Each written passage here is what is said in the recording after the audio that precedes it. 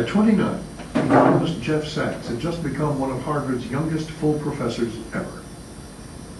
In 1985, some former students sent me a note asking whether I would be ready to come to a meeting with a group of visiting Bolivians.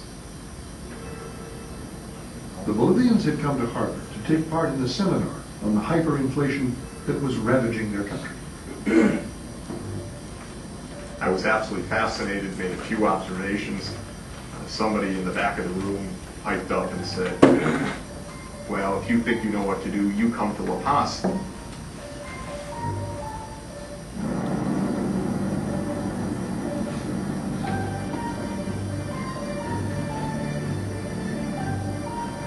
turned around.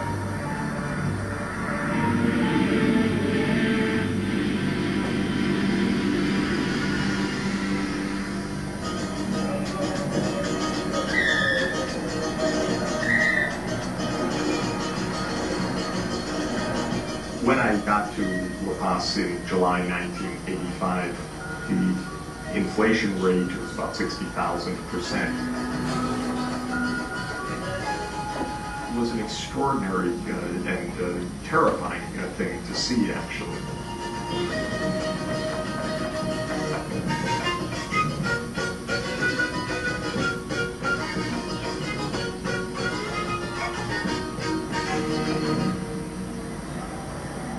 It was a society at the edge of the precipice.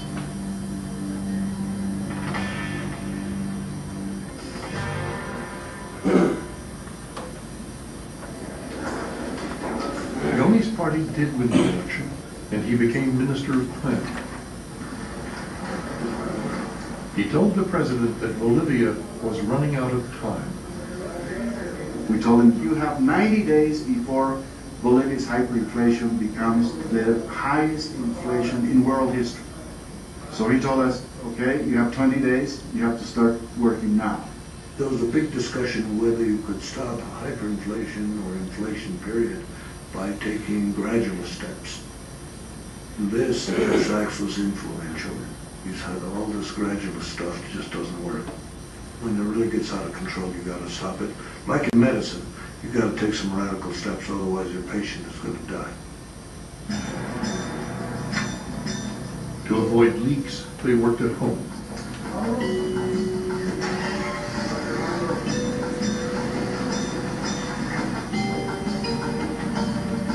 Every few days, Goni reported to the president.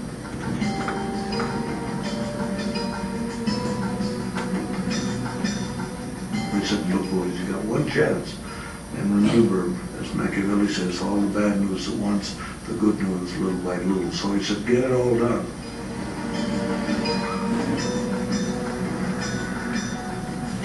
Shock therapy is get it over, get it done, stop hyperinflation, and then start rebuilding your economy so you achieve growth. In August 1985, Goni went public with a program called shock therapy.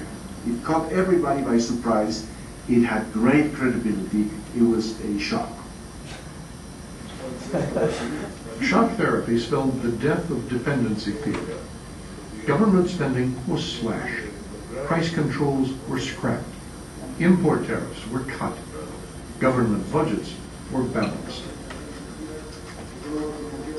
We didn't use highly sophisticated economic theory to deal with hyperinflation. We just used very simple things, such as from now on the government will only spend what it gets. You get 1 peso, you spend 1 peso. You get 2 pesos, spend 2 pesos. If we don't have it, we don't spend it.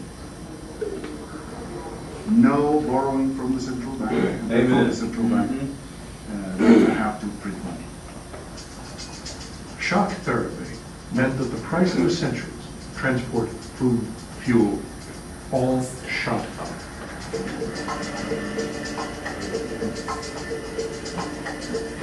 Until then, people had thought that only a military dictatorship like Chile could impose such tough measures without tearing society apart. Bolivia may be a small country, but it had a very big impact in terms of kickstarting reform throughout Latin America. In Brazil, a former professor who actually used to teach the dependency theory launched a program of economic reform that looked a lot like shock therapy. Argentina was suffering from 20,000% inflation, and the new president of that country said, you know, we've seen this movie before. Pro-market reforms could be implemented under a democracy, and we demonstrated that it was possible here in Argentina.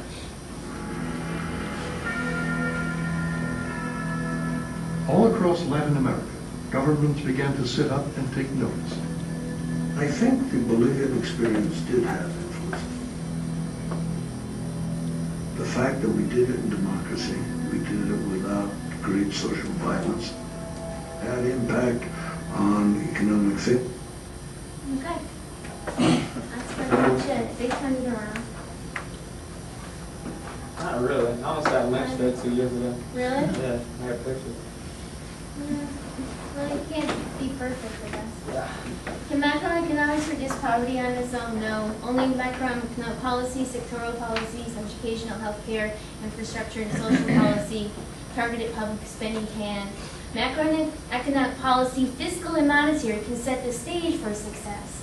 Avoid high inflation and capital flight, generate investor confidence in the country's macroeconomic management, keep the public budget balanced. Is there hope? Can populist patterns can be changed? Yes. If there is political learning in which everyone encourages non-populist policies like Chile and Allende, Peru after 1990, Brazil after 1994. Governments are forced to adapt to new conditions in the present, the impact of globalization. Governments are severely punished by investors for bad macroeconomic policies. I was going to play this really interesting video on Chile today, and you gave that video in? Oh, yeah. We're kind of like running out of time, but do you want me to play it? Yeah, it's awesome. All right. We can play, it's really short. There's a really good program that y'all should all do. You can get class credits through the Fund for American Studies. Santiago, Chile, they just privatized Social Security. And the advisor, the guy on here was my advisor for the program. And you get to be the What stories would you tell to inspire a generation, privatized Social to Security? encourage a whole continent to fulfill its dream? As a filmmaker and a champion of freedom, Ángel Soto has asked himself these questions. Santiago, Chile, a beacon of economic prosperity not only for Latin America, but for the world. In a park in the city's downtown district, there is a sculpture of a human figure, arms reaching for the sky. The sculpture is called Human Resources, a testament to the desire to improve one's lot in life, the stories that encapsulate the entrepreneurial spirit. Mi nombre es Ángel Soto, soy de Santiago de Chile, soy historiador y además el productor ejecutivo de documentales sobre emprendedores latinoamericanos, en el cual estamos viajando por el continente grabando historias de personas que fruto de su esfuerzo personal, fruto de su iniciativa, han logrado superar la pobreza. After watching the Acton Institute's The Call of the Entrepreneur at an Atlas event, Ángel was inspired to seek out similar stories in Latin America. Cuando comenzamos a elegir la historia, lo que buscamos era historias de vida de gente desconocida, esos miles de emprendedores que están en la región que nadie los conoce. Tenían que ser historias sencillas, que tuvieran también algo de motivo, que lograran tener una empatía con el público y que fueran muy representativas. Angel's first film is an inspiring story about Aaron, who as a young boy escaped his abusive father by moving to Lima, Peru. Llegué a Lima, lo primero que me impresionó fueron los edificios, la cantidad de carros que había. Estaba perdido. Aaron started working as a vendor, selling shirts on the street. Making little money, he dreamt of doing something much bigger. After a trip to a local mall, Aaron discovered that all the mannequins of Peru were imported from overseas.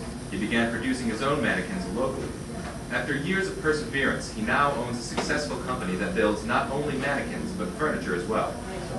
Yo lo que veo en la historia de Aarón, además de ese sueño, ese deseo de ser más grande, es un permanente deseo de superación, que no importa que ya haya encontrado el triunfo, que ya haya conquistado una situación económica, sino que permanentemente está innovando, permanentemente él está enriqueciéndose, está estudiando, está mirando cómo funcionan sus clientes. Y además lo otro, que es un hombre que está dispuesto primero a contar su historia, porque él está convencido que en la medida en que la gente conozca su historia, van a haber más Aarón. With Atlas support, Angel has published 2 DVDs and distributed them throughout South America. He has presented the stories of his entrepreneurs as case studies for business students at universities.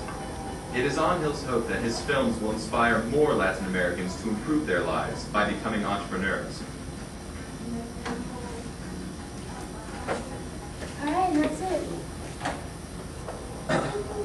If you do the Fund for American States program, pretty much you get a full ride scholarship, and you just have to pay for your plane ticket.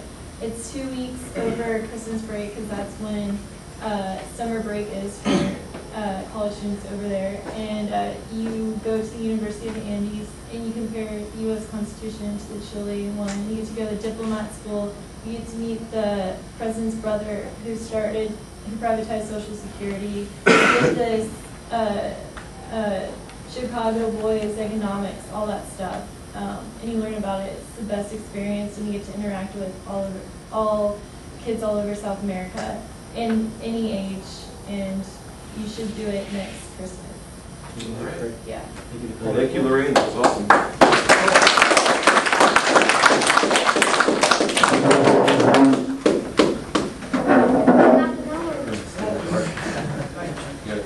Okay. So now we have. People should be a little bit more serious.